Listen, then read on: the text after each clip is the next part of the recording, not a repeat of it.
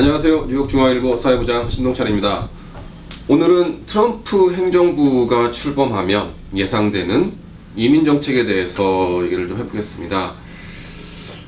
지금 그 이민 정책은 차기 행정부의 그 가장 큰 관심사이기도 하죠. 국민들의 지금 그 미국 국민들의 온 관심을 받고 있는 정책 중 하나입니다. 지금 많은 분들이 트럼프 시대엔 이민 정책이 그 이민자들한테 아주 불리한 조건으로 불리하게 바뀔 것으로 걱정을 하고 있습니다. 그런데 실상을 따져보면요, 그렇게 크게 염려하지 않아도 된다는 겁니다. 자, 우선 트럼프는 선거공약으로 대대적인 추방을 약속했습니다. 그렇지만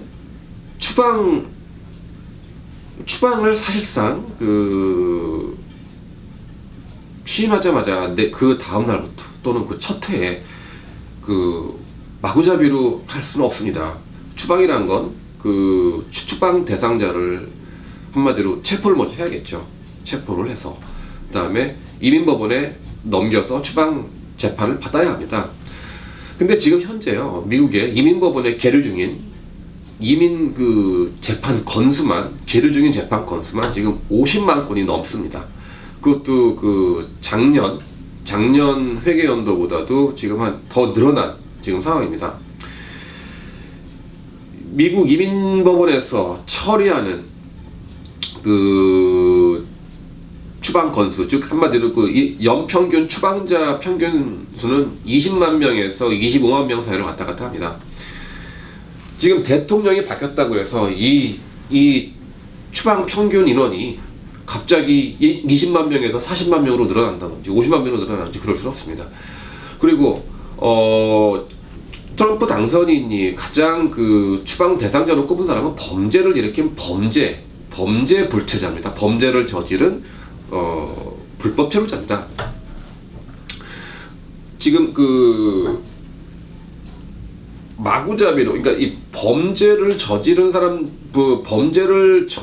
불체자를 색출해서 추방을 하겠다는 거지, 죄를 짓지 않고 살고 있는 사람들까지 잡아서 추방하겠다라는 그런 얘기는 한 적은 없습니다. 그렇지만 어떤 그런 이민 정책이 시행되다 보면 물론 그런 것까지 확대될 수도 있습니다.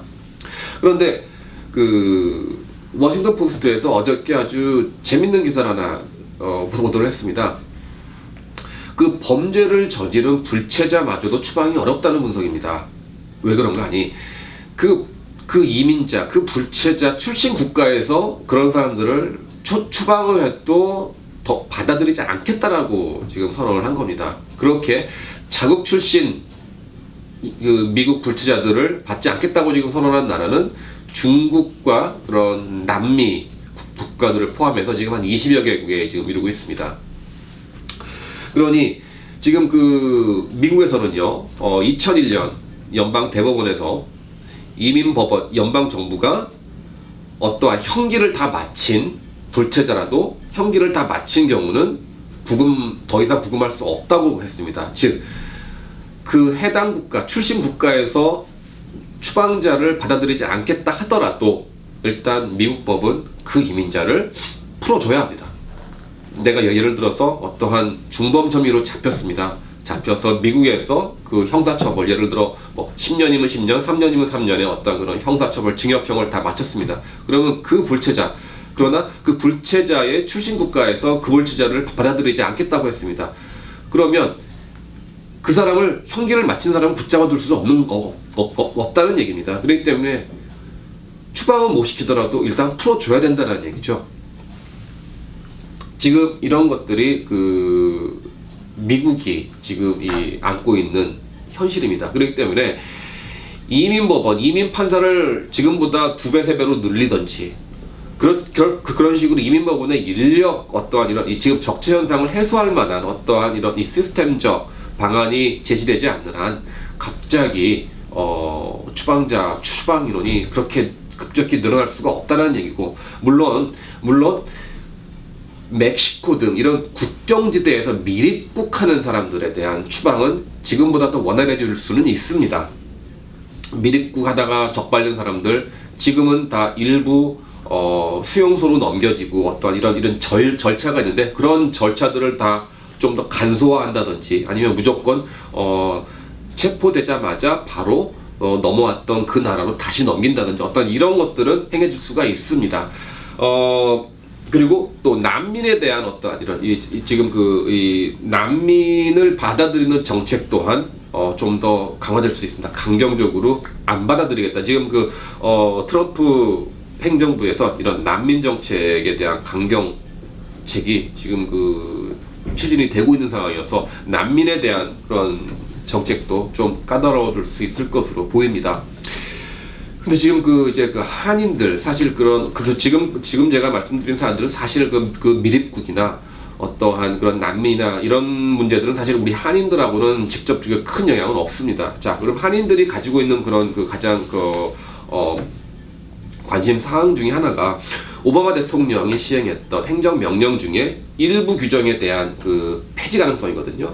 그렇지만 대표적인 예가 취업비자 H-1B 소지자에게 주는 노동 허가, 그리고 외국인 유학생, 대학 졸업 후에 졸업 후 현장 실습한 OPT 학생들, 과학기술 공학 수학 즉 스템으로 불리는 전공자들에게 적용됐던 OPT 프로그램 연장 혜택도 이 폐지될 가능성이 있지만, 그렇지만 이런 것들은 연방간부 교제와 여론 수렴 어떤 이런 이 절차를 거쳤기 때문에 이런 것들을 폐지시키려면 똑같은 방식으로 똑같은 절차를 거쳐서 폐지 절차를 밟아야 합니다. 그렇기 때문에 사실상 이것들을 폐지시키기란 그렇게 쉬운 문제는 아니라는 겁니다. 그렇기 때문에 전문가들은 이런 규정들을 폐지시키는 건 시간도 오래 걸릴 뿐더러 당장 백지화는 어렵다는 게 지금 전문가들의 판단입니다. 그렇기 때문에 너무나 트럼프 대통령이 바뀐다고 해서 이런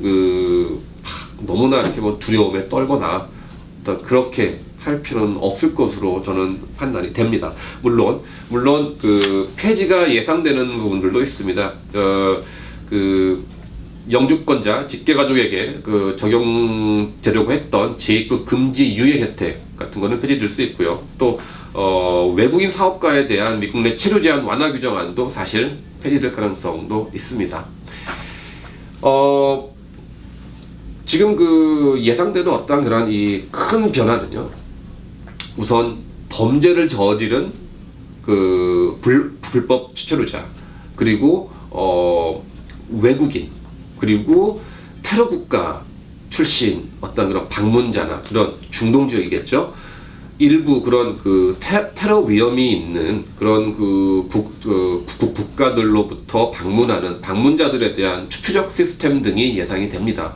그 외에는 지금 우리가 살고 있는 어떠한 이러한 정책이나 사회 분위기에서 크게 변하지 않을 것으로 저는 예상하고 있습니다. 그러니까 너무 겁먹지 마시고요. 좀 더 마음 편안하게 지내시길 바라겠습니다. 오늘 여기까지 하겠습니다. 감사합니다.